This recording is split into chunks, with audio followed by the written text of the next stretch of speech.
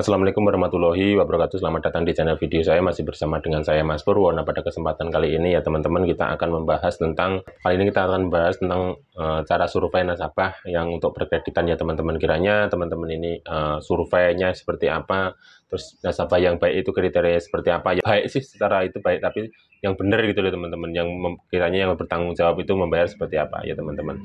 Kita akan membahas tentang itu cara survei dan cara mendapatkan nasabah yang awal ya teman-teman, yang kita belum kenal sama sekali. Nah, ini caranya seperti ini ya teman-teman. Kiranya teman-teman yang memang sudah mempunyai kriteria tersendiri ya nggak masalah ya teman-teman. Tapi ini buat referensi aja, buat edukasi buat kita semuanya. Tentunya teman-teman kalau memang pengen survei ke nasabah ya teman-teman, nasabah awal, kita harus sangat hati-hati ya teman-teman, apalagi yang kita belum kenal ya teman-teman. Belum kenal dan tempat tinggalnya juga kita nggak kenal ya teman-teman. Pertama ya memang biasanya dari mulut ke mulut, tapi kalau kita survei nasabah baru ya kita harus hati-hati. Yang pertama ya teman-teman, survei dulu ke rumahnya, tanyakan dulu itu rumah domisili, rumah tempat tinggal sendiri atau ngontrak ya teman-teman. Nah, poin dari situ kita sudah tahu. Kalau ngontrak, kalau misalkan ngontrak itu dia kerja, ya itu ya, yang saya prioritaskan yang rumah sendiri ya teman-teman. Kalau ngontrak misalnya saya sudah tanya juga itu pekerjaannya di mana, dia sudah punya pekerjaan tetap atau belum. Misalnya kerjanya saya serabutan masih kayak gini-gini. Nah, itu poin yang saya nilai adalah rumah dan pekerjaan. Kalau kerjanya serabutan, penghasilannya nggak tetap, dia kredit. Nah, kita harus hati-hati ya teman-teman. Dari situ kita harus sudah menjadi poin tersendiri buat saya ya teman-teman. Tentunya bukan orang serabutan itu tidak bertanggung jawab ya, tidak, tapi kita harus hati-hati juga untuk nasabah baru. Nah, kemudian KK, KTP dan sebagainya itu hanya perlengkap saja. Kalau kakaknya benar, KTP dan benar, dan domisilinya itu sudah tepat.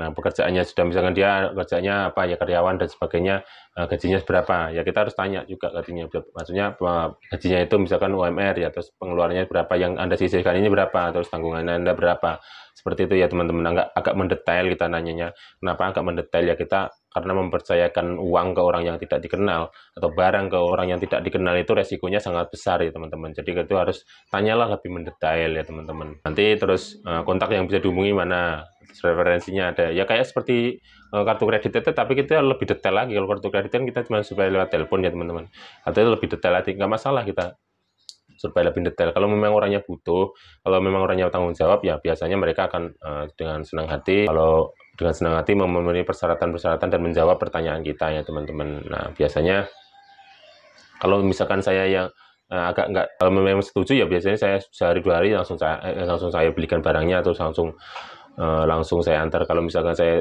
kriterianya ini kurang, memang kita ada punya feeling sendiri ya, ini teman-teman nggak masuk kriteria ya, kita nanti cara menolaknya juga secara halus ya teman-teman. Mohon maaf ya, nanti Bu, Bapak, nanti saya kabarin lagi kalau misalkan memang Bapak Ibu mau masuk kriteria kami ya, gitu ya teman-teman. Cara menolaknya itu juga secara halus ya teman-teman. Nanti bisa kita kabari, saya minta nomor teleponnya dan sebagainya, seperti itu. Biasanya mereka juga akan follow up ya, 2-3 hari, gimana Pak ini ya, gitu. Ya kita secara halus, belum Bu, misalnya ini masih ada antrian yang banyak dan mohon bersabar, biasanya seperti itu. Nah, biasanya kan orang kan berharapnya kan disetujui ya, tapi ya ini seperti kita melamar kerja ya, seperti itu. Semua orang pengen diterima, tapi kalau kita ngelamar kadang-kadang menurutnya secara halus atau secara tidak dikabari atau secara hilang aja ya. Itu demi menjaga apa ya, perasaan ya, namanya orang Indonesia ya, rasa nggak enak gitu ya teman-teman. Tapi daripada kita tolak langsung di tempat, kan kita juga kasihan ya teman-teman, seperti itu. Nah, itu kriterianya ya teman-teman. Kalau misalkan itu memang orang yang tidak dikenal sama sekali kita. Nah, kalau misalkan berdasarkan referensi bagaimana ya teman-teman? Kalau berdasarkan referensi itu tentunya kan yang mereferensikan ke kita itu sudah tahu ya teman-teman. Itu tidak terlalu jelimet. Kalau misalkan ini orang baik, orang benar, bayarnya biasanya ini tepat waktu dan sebagainya, saya tidak panjang lebar nanyanya. Hanya saya tanya kemampuannya, seberapa pengeluarannya. Biasanya kan setelah dikurangi kebutuhan pokok, ada uang berapa yang mereka sisihkan untuk mencicil itu, misalkan masih bisa enggak gitu loh. Jangan sampai hanya ya itu juga sebagai bahan pertimbangan kita. Jangan sampai hanya untuk kebutuhan sehari-hari aja mereka masih kurang. Nah, untuk tambah lagi dengan cicilan ini, ya itu nanti ruwet ya teman-teman, jatuhnya ke kitanya ruwet ya teman-teman. Tapi kalau misalkan mereka ada menyelesaikan setelah dikurangi kebutuhan pokok, sekolah dan sebagainya, listrik dan air dan sebagainya, misalkan mereka masih menyelesaikan ada sisanya memang masih bisa untuk mengangsur untuk kita, ya kita setujui ya teman-teman, seperti itu. Nah, itulah kriteria-kriteria yang kita misalkan mensurvei nasabah, ya memang nasabah baru ya teman-teman. Kalau nasabah lama kan tinggal ini nasabahnya lancar ya kita teruskan, nggak lancar kita blacklist gitu aja, itu nggak repot ya teman-teman, seperti itu tentunya. Nah, untuk menjaga relasi kan kemarin juga sudah saya bikinkan video ya teman-teman, menjaga relasi dengan nasabah ini seperti apa gitu, sudah saya bikinkan video. Yang video kali ini kan yang untuk survei ke nasabah ya teman-teman, tempat tinggalnya jelas, pekerjaannya jelas, terus income-nya itu tidak melebihi dengan pengeluarannya, nah gitu baru kita setujui ya teman-teman. Yang pentingnya sebenarnya itu aja ya teman-teman, nggak kita kayak gini itu kita juga menggunakan perasaan ya, gunakan pikiran dan hati ya teman-teman. Kalau untuk pekerjaan seperti ini ya teman-teman, kalau kita sudah melatih intuisi seperti itu, menggunakan pikiran dan hati nurani ya teman-teman, nanti akan berjalan sendiri ya teman-teman. Ada feeling, tahu nggak feeling ya teman-teman, itu feeling, oh ini nih ya, ini enggak gitu teman. Itu dalam hati itu sudah ngomong gitu ya, ini bagus, ini enggak. Ini saya juga berasa kok teman-teman, misalnya ini nih kira-kira enggak, biarpun orang ini kelihatannya bagus, kalau hati saya bilang tidak ya tidak ya teman-teman. Biasanya feeling saya nggak jauh dari situ ya teman-teman. Kalau ini misalnya ini gampang ya gampang. Kalau ya kita latih ya teman-teman menggunakan hati itu. Kenapa kita melatihnya itu, ini agak dalam ya agak dalam ya, nggak apa-apa ya, ini hanya pengalaman ya teman-teman.